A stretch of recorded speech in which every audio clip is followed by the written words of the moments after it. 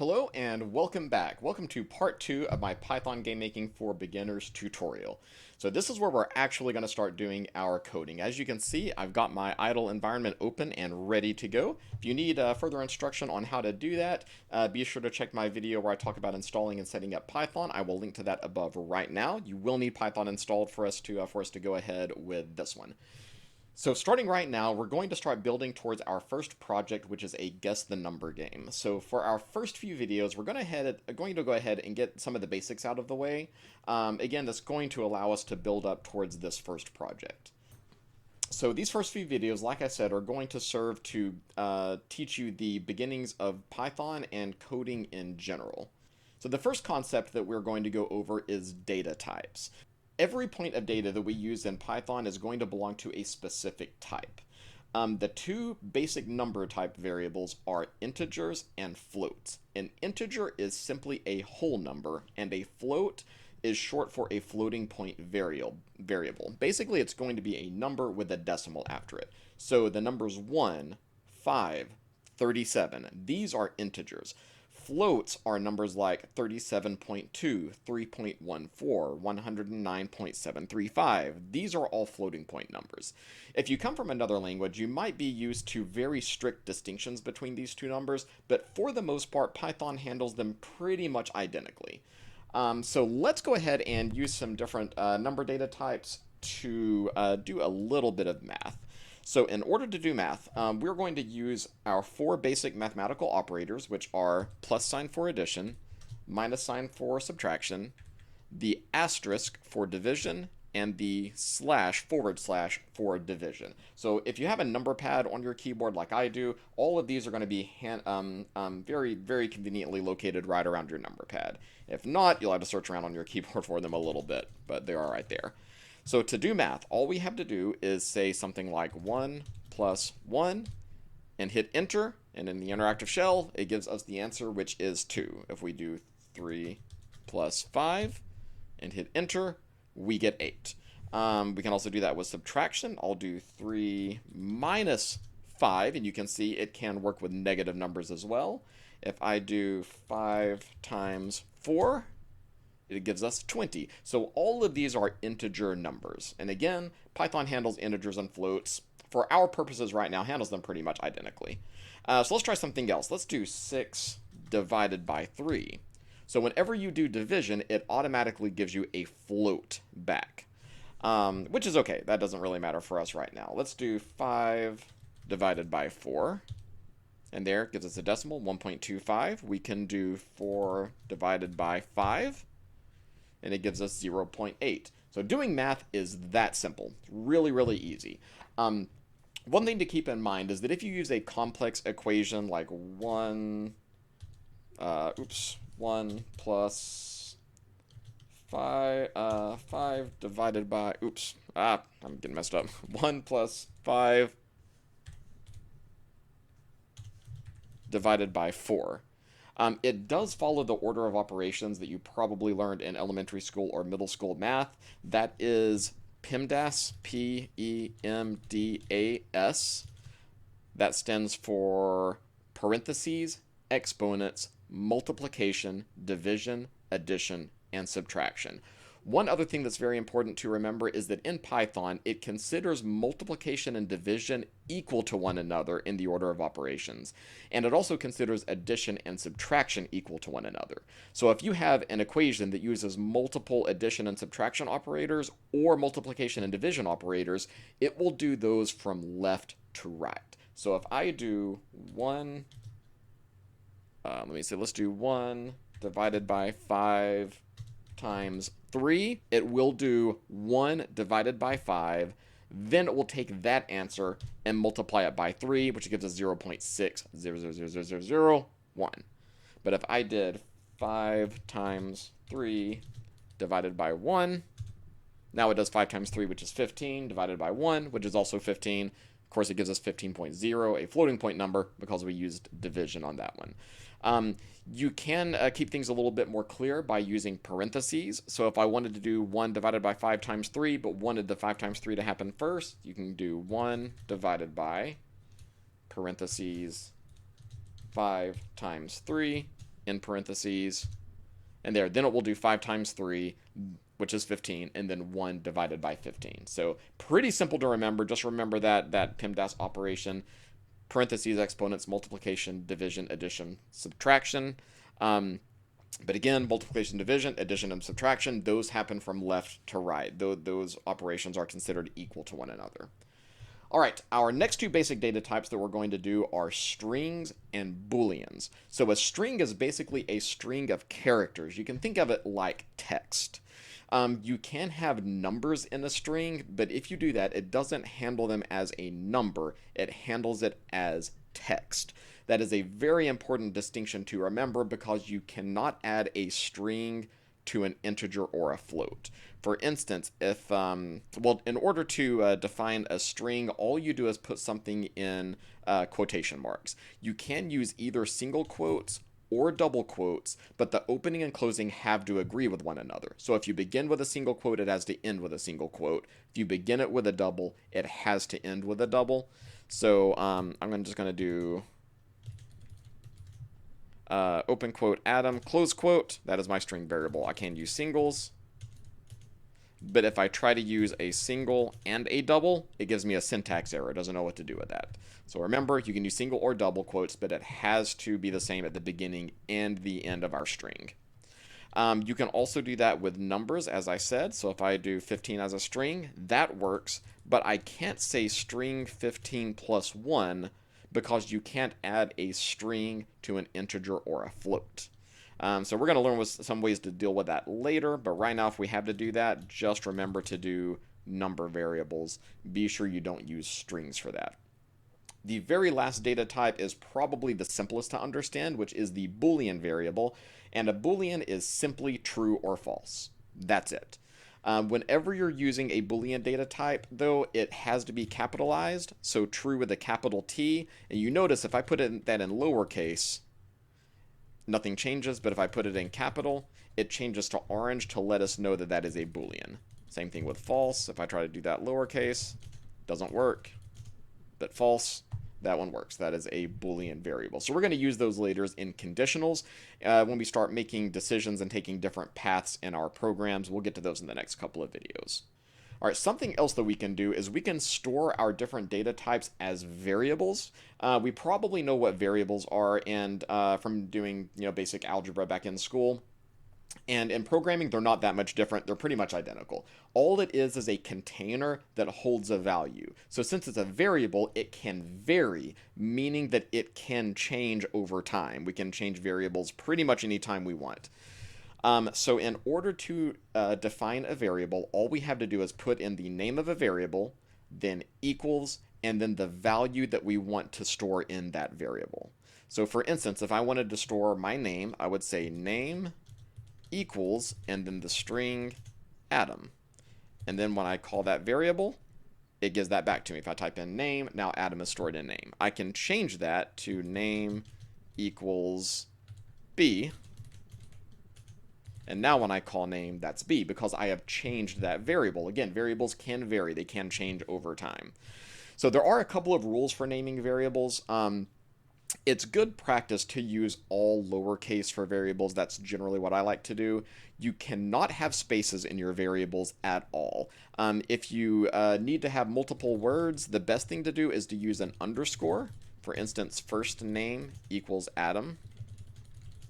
There we go, and that works. But if I try to do first space name, it'll give me a syntax error because that space shouldn't be there. So you can only use alphanumeric characters, meaning letters of the alphabet, either capital or lowercase, or numbers, or the underscore character. That's it. You can't use any special characters, and you also can't begin a variable with a number. So I couldn't call it one name. If I try to do that, again, it gives me a syntax error because you cannot start a variable name with a number. So alphanumeric characters only, cannot start with a number, can use underscore, can't use spaces. So it's pretty much all of the pertinent rules. Another good thing, a good practice is not to begin a variable with an underscore. I believe Python will let you do that, but that's generally reserved for very special types of variables that we'll get into much later. So good practice, just go ahead and start it with a lowercase letter no matter what. That's what I generally try to do. So we can store any of our variable types or any of our data types as variables. So for instance, I did name, Adam, age. I can do 40 as a number variable. Then when I call that, it gives me that back. So yeah, that is pretty much how to store variables. Not that difficult. So if I do, you can also do math with the variables, just like we did before. Like I'm going to call a variable num1. We'll just make that equal to 1, and num2, set that equal to 2. And then I can say num1 plus num2 equals 3, and it will add whatever is in there. Then I can change those variables. Let's do num1 equals 3, and num2 equals 4. Then if I run that same thing, num1 plus num2, it uses the new variables and gives us the answer to 3 plus 4, which is 7. All right, so as I stated before, you cannot add a number variable, an integer or a float, to a string. However, you can add a string to a string through a process called, this is kind of a big word, it's a weird one, string concatenation. And by using string concatenation, we can join two strings together. For instance, I think I've already got my name set, but let's go ahead and reset that anyway. And then let's do last name. There we go. And then if I do name plus last name, then it just joins those two strings together. So something very important to keep in mind, though, is that this does not change our variables. Name and last name are still the same. I just joined them together just for that one thing. So I can create a new variable called full name equals name plus last name. Then when I call full name, I typed that in wrong. There we go. Then it gives me back Adam B. You will notice that it does not put a space in between those two things. Like it literally takes those two strings and puts them right together with no spaces. If you want a space in there, there are a couple of ways to do that. We can either do Adam plus, there we go, make sure those agree, plus, and then I'm going to create another string that's just a space, quote, space, quote, plus B. I can do it that way, and then full name is Adam B with a space in between. Or you can just build it into one of your variables. Full name equals, this I'm going to do Adam with a space plus B. So that time Adam has a space at the end. I could have put that at the beginning of the B and it would work just the same. Then when I call full name, I'll get the exact same thing. Pretty simple. All right, so as I've said before, you can't add strings to number variables. I know I keep saying that, but that is a huge mistake that a lot of programmers make, especially starting out. Full disclosure, I make that mistake all the time. Again, I'm going to show you how to deal with that a little bit later. But something that you can do is you can multiply a number by a string. For instance, if I do full name times 2, then it will give me back that name twice added together. And I can do that by pretty much any number. Full name times 12, and it'll give it to me 12 times in a row. Adam B, Adam B, Adam B, Adam B, Adam B. Of course, with no space in between. And actually, I just realized I don't know what happens when you try to do that with a float. So let's give that a try. I've literally never done this before. Okay, that does not work. So you cannot multiply a string by a float. It has to be an integer. That is good to know. But again, that's kind of a neat trick that you can do. And there actually are some uses for that. We might use that a little bit later, but that's just a good programming trick to know. All right, and the very last thing that we're going to do today is the print function. This is where most people like to start their programming journey, but I like to get a little bit into the math and variables first, but I'll go ahead and show you how to use the print function now, just for the sake of being complete. So if you don't know what a function is just a collection of instructions. That's it. So you can call a function and it will automatically do a whole list of instructions all at one time. Later on in probably the video 3 to 5, we're going to get into defining our own functions, which is really cool. I love doing that. That's when I start to feel like a super legit programmer, is when I get to meet my own functions. But in Python, there are loads of functions built in. And one of those functions is the print function. So all the print function does is it prints a message to the console. So this is how we're going to use our, we're going to use this a lot in our early programs. This is how we're going to interact with the user and get them to interact with our software. So right now, since I'm in the interactive shell, if I call one of my variables, it gives it back to me. If I do that in an actual program, it won't do anything unless you tell it to, like you have to tell it to print. So in order to do a function, you need the name of the function, which is print, and you can see it highlights in fuchsia to let me know that that's a function. And every function needs a set of parentheses after it. So inside the parentheses, we can put in extra parameters. In programming parlance, these are called arguments. And an argument just gives the function some extra information that it might need in order to do its task. For instance, one of the first functions we're going to create later is a very simple function that is just how to add two, or it adds two numbers together. So if we do that, we would have to put those two numbers in as arguments in order for it to add them. So for the print function, you have to put something in there for it to print. So we're going to put in a string, and of course the traditional string to put in is hello world. Oops. So if we do that, then it will print hello world to the console, but hopefully when you do this, you will spell the word world correctly, unlike me.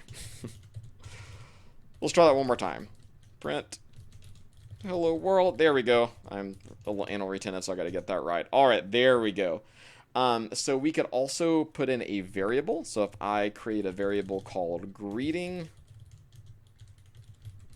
and we'll call that hello world, and then I can say print greeting. So this time I'm not going to put it in parentheses because it is a variable call, and when you call a variable, you do not use parentheses or it's going to think it's a string.